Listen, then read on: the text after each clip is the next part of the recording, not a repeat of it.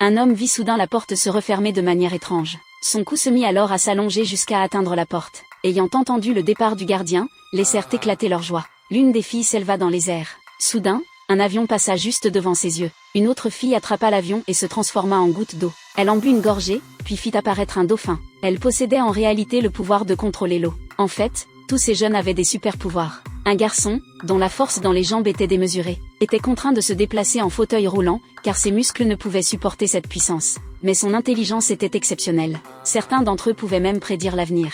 La fille qui volait avait une voix capable d'attirer les animaux, et de faire léviter des objets. Il y avait aussi un garçon surnommé l'éclair.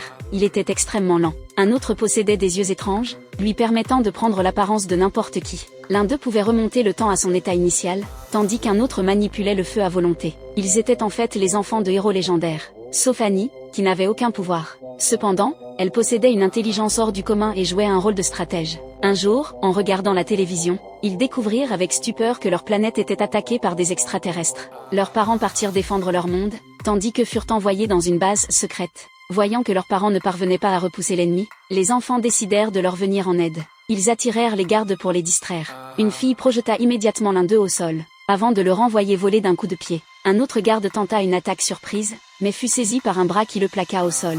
Ils s'emparèrent alors d'une carte d'accès et s'échappèrent. Mais un autre garde leur barra la route. C'est alors que le garçon aperçut une fenêtre au-dessus d'eux. La fille utilisa ses pouvoirs pour transformer le garde en escalier. Ils grimpèrent rapidement à travers l'ouverture, et se retrouvèrent sur un tramway. Mais les gardes les attendaient déjà à l'extérieur. La fille utilisa ses pouvoirs pour faire voler le tramway, mais elle ne maîtrisait pas encore la direction. Devant eux se dressait un immeuble. Le garçon étendit son bras pour attraper un lampadaire, et, après avoir tournoyé un moment, il lança le tramway plus loin. Ils atterrirent finalement chez la grand-mère d'Annie. En apprenant que leurs parents avaient été capturés, la vieille dame entreprit de les entraîner sans relâche. Dans le jardin, elle transforma aussitôt l'espace en véritable terrain d'entraînement. Après une longue période d'exercices intensifs, les enfants étaient devenus très puissants. Une fois l'entraînement terminé, ils repérèrent le vaisseau spatial des extraterrestres. Ils y pénétrèrent rapidement. Mais alors que le vaisseau décollait, ils remarquèrent que l'éclair n'était pas là, il était encore trop lent. Le garçon étira alors son bras pour le rattraper au dernier moment. Ils atteignirent bientôt la base extraterrestre, mais l'intérieur était dans un chaos total. Alors qu'ils couraient à la recherche de leurs parents,